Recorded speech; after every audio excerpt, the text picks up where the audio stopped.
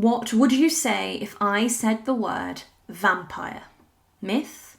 Legend? Well, in the case of Mercy Brown, the townsfolk of Exeter, Rhode Island, thought that vampires were the evil scourge that was causing, or should I say, pretending, to be consumption or tuberculosis.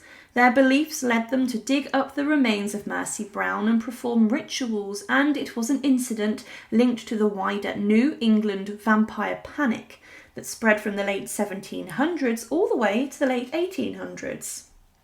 Now, there were several cases of consumption within the family of George and Mary Brown, and it was a common belief at the time that this was because of the undead, or vampires, so there was an attempt to put an end to it.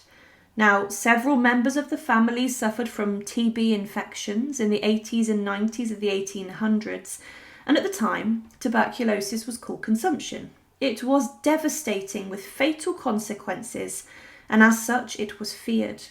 Mary Brown was the first to die, and then her daughter, also called Mary, died shortly afterwards. Then Mercy and Edwin contracted the disease badly, and Mercy died.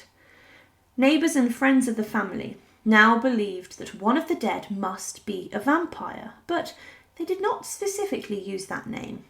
They demanded that the bodies of the family members must therefore be exhumed. There was a folklore at the time that stated that multiple deaths in one family was linked to an undead activity, and because TB was poorly understood at the time, it therefore held much superstition.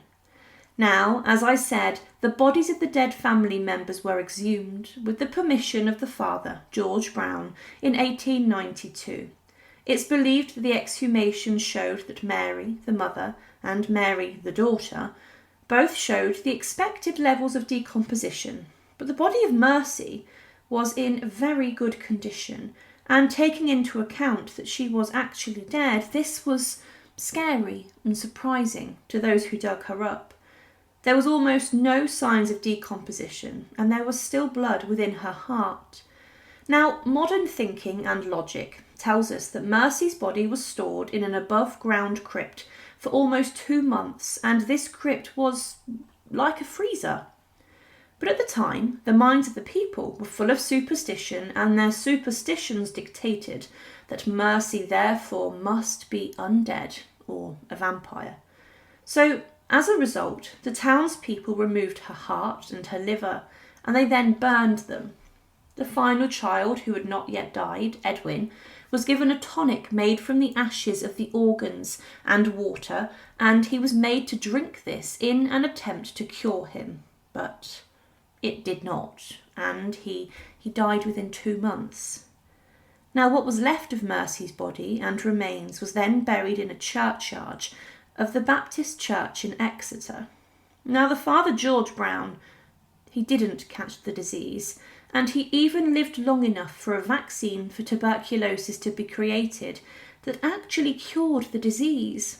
Imagine that, living a life where your whole family passes away from something that eventually has a cure. George then, in 1922, passed away. Now, Mercy Brown's story was used as inspiration for a few things. The most notable, Bram Stoker's Dracula, and the novel's character Lucy Westenra was based on Mercy. This was a very sad and brutal end to the lives of those in the Brown family, especially Mercy, who had her remains desecrated to fit with the superstitions of the time that lacked the medical knowledge that we today have. Thank you for watching, and to support, please subscribe. And again, thank you for watching.